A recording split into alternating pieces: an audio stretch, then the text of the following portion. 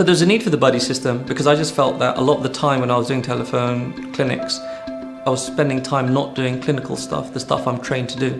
And I found that the tasks that were being generated as a result, again, I didn't need to do many of those tasks. And so I really felt that there was a much better way of working so that doctors do what doctors are best at, and that time which is precious, is used appropriately.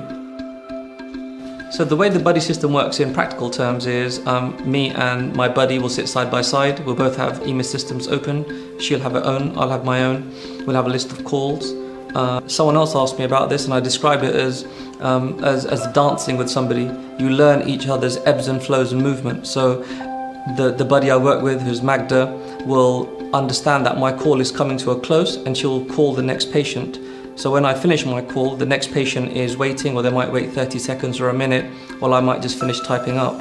If, for example, she's heard that I've said to the patient, you might need an x-ray, because she's sitting right next to me, she'll open up the patient's records, open up the x-ray form ready for me just to type in the information. She'll then save it and send it.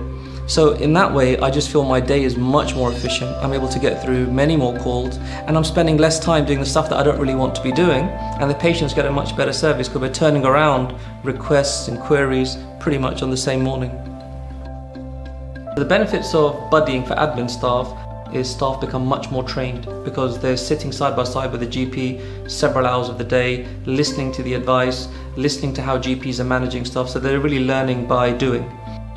It's definitely a more exciting job because, you know, you're not just sitting there talking to people. You're talking to people on the phone, you're encountering different avenues, you're thinking of new solutions, you're helping the doctor.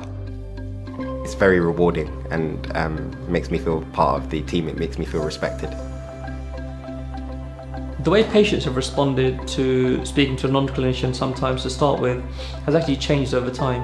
And as patients have learned the way that the surgery works and the systems that we have, they've become much more comfortable. And I can't remember the last time we had a problem with that, because patients know that the doctor and the buddy work so closely together that actually sometimes it's much quicker for them to get what they need, really. So we audit the benefits of the buddy system really in 2 or 3 ways. I think the first thing we were really keen to do is look at the attrition rate of calls. How many failed encounters were there? And clearly that's gone down, and that's something that we keep monitoring on an ongoing basis. The second is we look at how many cases were dealt with by the buddy and not the GP. And we found over time that as their skill has expanded, their range of cases that they can deal with has expanded. And the third thing, I think, which is the most important, is patient satisfaction. And we've seen very, very clearly that patients are very satisfied with the response and the service that they get through the buddying system.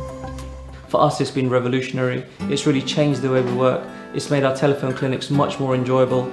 And I guess the most important thing is that we feel we're offering our patients a much better service in terms of quality, in terms of access, in terms of the turnaround time, and satisfaction scores are there for everyone to see how successful the whole project's been. If you're thinking about rolling out the buddying system, I think the key things you need to do are: 1, identify your buddy and just start to think about what types of tasks you want them to do.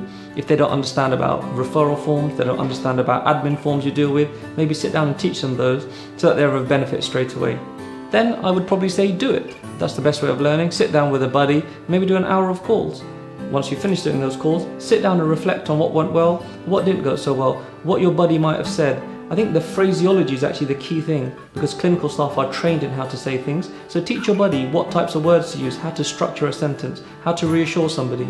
And once you reflected on that, have another go and see how it goes. And you'll learn along the way. After you've done it maybe 2 or 3 times, you'll see what the key themes that are coming through for your patient population. If it's a recurrent thing, for safety, I would protocolize that so that it's written down. And for another buddy, because you might have 2 or 3 buddies, they don't have to go through the same long process again, because they already know what you've agreed you're going to do internally in your practice. So I think learning by doing is very, very important. And I think you'll find that actually your admin staff already know so much. We just don't realize because we don't sit with them, but they know so much, and just by sitting next to you, you'll appreciate what they know, and you can then start to learn where the gaps are and then work on them as you finish each clinic.